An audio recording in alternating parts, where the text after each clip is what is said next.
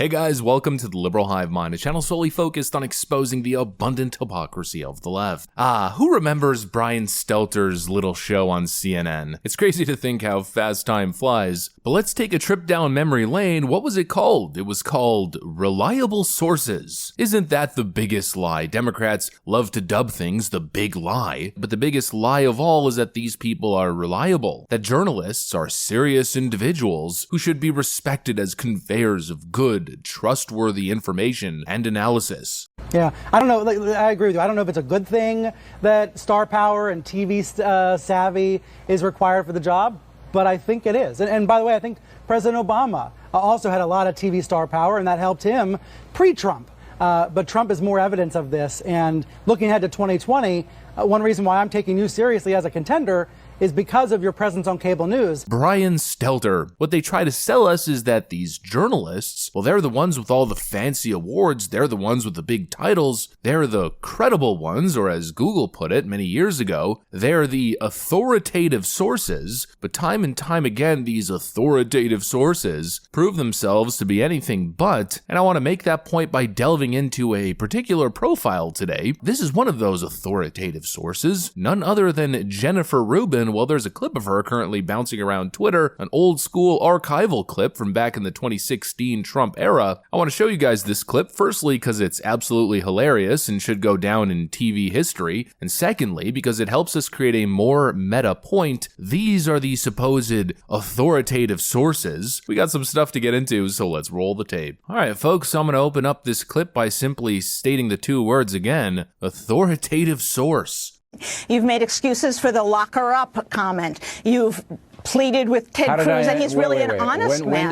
When did I make excuses for lock her up? What did I exactly say? Let's see. That would have been on, let's see if I have the date exactly.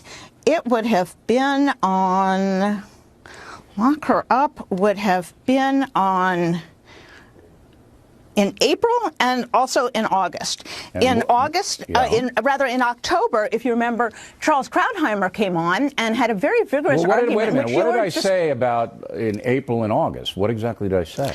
Right. Well, we can go through all of them. No, I want that one. Which one in particular? April or August? Okay. Let's see. In August, we had comments that you were going to, if somebody is being really dishonest, referring to the press corps, you would strip them of their credentials as well.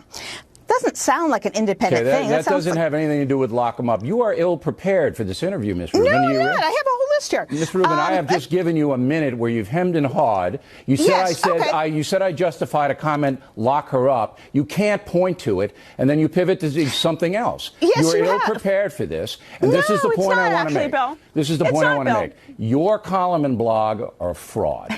We have been tough on Trump here, and I'm going to roll some tape. No, it's not. Oh, you play this little montage for all your guests. It shows the three things that you said mean about him. These are the people who are at the top of the journalism game. That's Jennifer Rubin, an opinion writer at the Washington Post, not a radical pariah that lives on the outskirts of reporting information, releasing her unhinged rants on her Tumblr account. No, not that. It's not a random crackhead person living with 9 cats spamming people on an email list. That's supposedly somebody at the top of the journalism game. It's completely absurd. Oh, well, you defended the use of this term. When? Oh, well, give me a second here. Sometime in August, September. Oh, no, actually October. He said, can you please specify? And she just read a random quote on her piece of paper that was completely irrelevant to the subject matter at hand. It's embarrassing. You know, it actually reminds me of this clip. Here's Larry Ellison speaking to a group of journalist audience members during Oracle Open World back in October 25th of 2015. Elon doesn't know what he's doing. He's going to have to go out for money. I'm really smart. I work for the Wall Street Journal. And I said, who are you? This guy's landing rockets. You know, he's landing rockets on robot drone rafts in the ocean. And you're saying he doesn't know what he's doing. Well, who else is landing rockets? You ever land a rocket? Okay, you're telling me he's an idiot.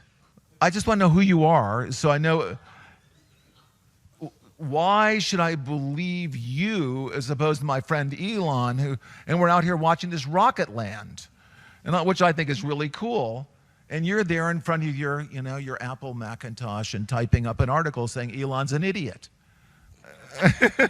I had to get that. That right there pretty much sums up my feelings on the issue. We have a bunch of overly educated, pompous, elitist, pretentious know-nothings, people with no actual accomplishments in life, playing armchair quarterback, criticizing everybody else from the peanut gallery in the background, typing on their overly priced MacBooks, spreading discord and misinformation, and winning awards for it. And most pathetic of all, winning promotions for it. Jennifer Rubin is an icon in the world of resistance leftist media. Yeah, that lady from the clip. Completely absurd. And immediately another name that comes to mind is Taylor Lorenz, infamous doxer and spreader of information, supposed journalist turned lolcow. Well, for years, not only has she been a top journalist, but she's ran her own department. The world of journalism is no longer a serious place. It's become a game, a competition. Who can grift the hardest? Who's willing to go the furthest and be the most partisan? Who's willing to make the most noise and cause the most drama? In other words, the industry has become a symphony of sociopaths, where only the most illogical and the most unhinged manage to scrape their way to the top. The Don Lemons of the world, the Andrew Cuomos, the Brian Stelters, the Joy-Ann Reids, and of course the queen of it all, the original Trump-deranged pioneer, Rachel Maddow. It's the only thing that explains these people's relevance, significance, and influence. We gotta find a cure for the idiocy that props up this whole insano industry up. The news business has become WWE politics. The level or the quality of discourse, especially within the realm of left-wing ideologues, is akin to something along the lines of like the Real Housewives of Washington, D.C., except none of them are wives. No, quite to the contrary, they're all calling for the destruction of the family unit. It's more like the unmarried, unhinged cat ladies of DC, and it's primetime TV. And really what I'm describing isn't that far off of reality. I mean, honestly, it seems like I'm describing the cackling hens at The View, but that's honestly the quality of discourse these days. It's a bunch of irresponsible, totally unprofessional kooks, frankly just stirring the pot, causing drama, a bunch of people desperate for attention, crafting narratives, spreading lies, adding fuel to the fire, nothing but constant fear-mongering nonsense based on no actual facts. And these are the people at the top of the industry who we're supposed to trust, who get thrusted in your face by every social media algorithm, authoritative sources. We're not living in a serious world, and that much is becoming increasingly more and more clear as every next day passes by. Anyways, that's pretty much what I got for you guys on this one. Thanks for watching, and I'll see you on the next one.